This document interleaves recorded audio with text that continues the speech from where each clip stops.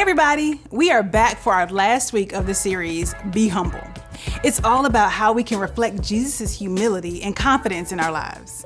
Like we've said, humility simply means freedom from pridefulness or arrogance. And confidence is all about being certain of yourself or something else. What's cool with that is that Jesus modeled both of those for us with the way that he lived. Now, before we really get into it today, I want to start with a little game. I want to show you some items and I want you to try to guess which each of these things is and what they do. Let's go. Number 1, what is this? No, this isn't a save button. This is a floppy disk. This is how people used to save documents and files. Basically, it's how we save things in the cloud today. It had the max capacity of 1.4 megabytes. To put it into perspective, if you were to take one photo on your phone right now, it would be about 2 megabytes. This floppy disk right here couldn't even hold 1 right now. So basically, this is like a raindrop in the cloud. All right, number 2. What do you think this is? It's a tape player. Now, back in the day, you'd have to buy a musician's music on something called a cassette tape and put it into a player just like this one just to listen to their music. There was no way of skipping songs or putting them in a digital playlist or streaming the music anytime you wanted. No, you had to take a physical tape, put it in this, and pop your headphones on and listen to it. Last one, number 3. Listen to this sound. What was that? That was the internet. Or more specifically, it was the dial-up internet. You see, you'd have to wait forever just to get a connection. It was super slow, and the best part about it, not really. You couldn't use the phone while someone was online. It was brutal, crucial. Imagine being a teenager wanting to talk on the phone to your friends while someone's playing on the internet. Things are so different today, right? Forget the old dial-up internet or the cassette tape players or floppy disks. Now we've got the world at our fingertips. We have access to everything, it seems, all at once. And all thanks to smartphones. If you have a question, what do? Google it. You're hungry, what do? DoorDash. You need a ride, what do? Uber. Bored? What is it? YouTube. You want to laugh? TikTok. Want to know what your friends are doing? Snapchat. Trying to binge that show that everyone loves? Netflix. Between social media, games, streaming services, and apps, we've basically been trained to think that we can get what we want when we want it. Patience is a struggle for some of us right now. And if you think about it, very rarely do we have to wait. And when we do, we're definitely not happy about it. We all experience this in other ways in our lives too. We want to do well on our tests, but studying, nah, that ain't for us. We want that part in the play, but memorizing them lines just takes so much time. We want to be a starter on a team, but training to get that spot? Oh wait, that's way too hard.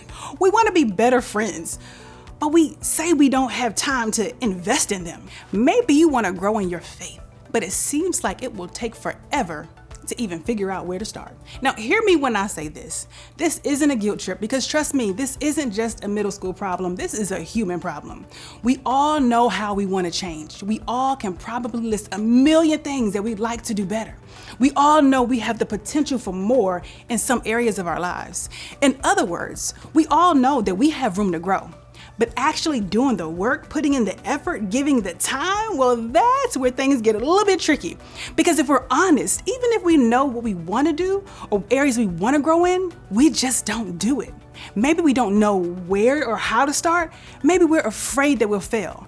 Maybe we don't feel brave enough to do it on our own. Or maybe we're just too overwhelmed to take on one more thing. Like I said, I get it. When I was a middle schooler, or maybe a high schooler, I don't know, some point in my teenage years, I decided to take my relationship with God a little bit more seriously. I really, really wanted this. But it just felt like a lot of work. It felt like something that was unattainable. It just felt like something that just required way more of me than what I wanted to give. So what did I do? I said this: when I get older and I retire, that's when I'll start taking my relationship with God seriously. Why? Because what else is there to do when you go older and retire? But bingo. I mean, I know bingo might be having to come back, but when I was younger, it was not the jam. So yes, growth is difficult. Yes, it's hard to get started. Yes, waiting for progress takes time. But the reality is, growth matters, not just in our lives, but in our faith. Growth is so important. Staying the same, it doesn't lead to the best version of you. Growth is necessary if we want to become the person God created us to be. And no, I'm not talking about your actual physical growth or your height. You probably have a lot more of that to do. Like we said, Jesus is our best example for how to live in confidence and humility. And that means Jesus is also our best example for what it looks like to grow. So when we're not sure where to start, we can always start with Jesus. Today, we're going to look at an account from Jesus' life that was written down by his friend Matthew. Matthew was one of Jesus' disciples or followers who recorded his time with Jesus. As we jump in here, Jesus was about to begin his ministry. He'd just been baptized and was led into the wilderness to prepare to grow in his faith. However, once he got there, something happened unexpectedly. Let's read. Then Jesus was led by the Spirit into the wilderness to be tempted there by the devil. For 40 days and 40 nights, he fasted and became very hungry. During that time, the devil came and said to him, "If you are the Son of God, tell these stones to become loaves of bread." But Jesus told him, "No, the scriptures say, people do not live by bread alone, but by every word that comes from the mouth of God." It sounds crazy, right? There Jesus was out in the wilderness fasting and praying to prepare for a start of his ministry. And just like that, he was tempted to give up, to eat, to use his power to turn stones into bread so that he wasn't hungry. And what did Jesus do? Well, probably not what I would have done.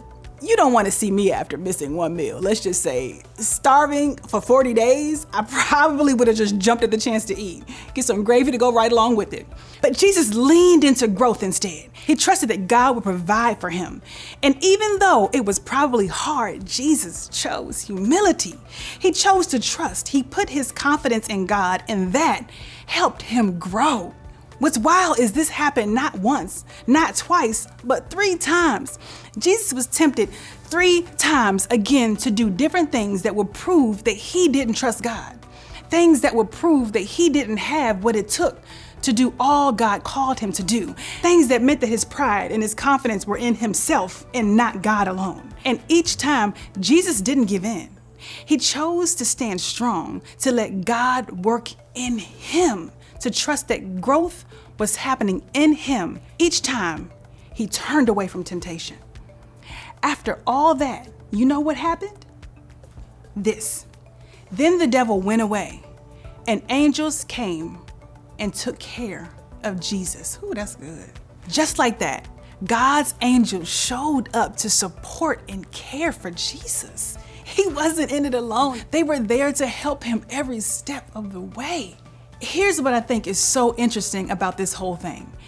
As we see through his ministry, Jesus performed so many miracles. He calmed seas. He brought people back from the dead. He fed 5,000 with a few loaves of bread and fish. Y'all, Jesus did it all. So clearly, if he wanted to, he could have done everything in his power to do what the devil was tempting him to do. He could have made it all happen just like that, just to prove that he was who he said he was. But instead, Jesus chose humility. He chose confidence in God. He chose growth. Was it easy? No, not at all. Remember, growth, it takes time. It's a process. That's true for all of us, even Jesus. But humility will help us grow. That's where we can start by remembering this. Be growing, be humble. We all want to get better. We're all trying to figure out how to get from where we are to where we want to be. And if you aren't sure how to grow or where to start, or even what you think about this Jesus stuff, I want you to just commit to giving a few things a try this week to help you grow and be humble. First, identify where you want to grow. Think of just one area of your life where you want to see just a little bit of growth or change. Maybe it's in your faith, or your patience, or your grades, or your relationships with your parents. Whatever it is, start by naming just one area you want to work on. growing, and changing in your life. Second, don't take the easy road.